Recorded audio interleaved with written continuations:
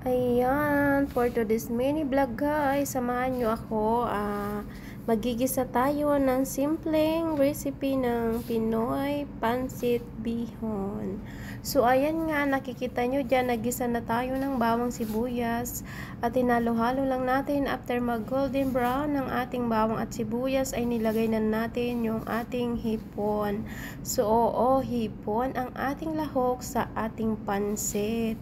Sosyal, mayaman. So, ayan nga, ginisa-gisa lang natin yan guys, hanggang sa maging red yung ating hipon. So, after nga nating mahalo yan, ay nilagay na natin yung ating mga gulay. At naglagay tayo dyan ng Baguio beans, carrot, at saka bell pepper. So, ayan nga guys, bago ako dyan nagluto, ay nagmadali ako pumunta ng supermarket at bumili tayo ng Baguio beans. So, nakalagay na pala ako dyan guys ng toyo at saka Maggi. Hindi ko lang pala yun nabidyuhan. So, ayan nga, after nga natin mailagay yung toyo, ay naglagay din tayo dyan ng oyster sauce. So, ayan, alam nyo dito, lagi silang merong niyang stock, oyster sauce. So, ang toyo naman ay ako ang bumibili niyan. So, after nga natin mailagay yung ating oyster sauce, ay hinalo-halo ko nga lang yan guys. And then, naglagay tayo ng konting mainit na tubig. So, unti lang pala dyan ang nilagay kong tubig kasi yung ating pansit bihon ay binabad ko na yon. So, ganyan po talaga ako magluto guys ng bihon. Binababad ko muna siya ng mga 15 minutes para kunti na lang yung time sa pagluluto niya at pagpapalambot.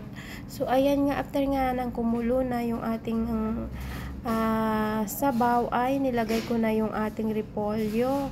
At tinakpan ko nga lang yan guys ng mga 5 minutes and then nilagay na natin yung ating bihon. So, ayan, kung makikita nyo, malambot na talaga dyan yung bihon natin kasi binabad na nga natin sa tubig. So, hinalo-halo ko nga lang yan guys ng mga 15 minutes hanggang sa mag-absorb nga yung toyo sa ating bihon at mag-change color na siya. Ayan na nga at nag-change na siya guys.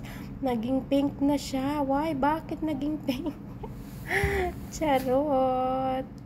Charot lang mga kainday. So, ayan nga, nag-change color na siya guys. Kung nakikita nyo, naging medyo brown na siya. So, kung makikita nyo guys, ang bihon talaga guys na niluluto ko, gusto ko konti lang yung toyo. Ayoko yung masyadong maitim yung bihon. So, ayan nga, after nga natin guys mahalo-halo, ay ang pinakalas nating nilagay ang ating kinchay.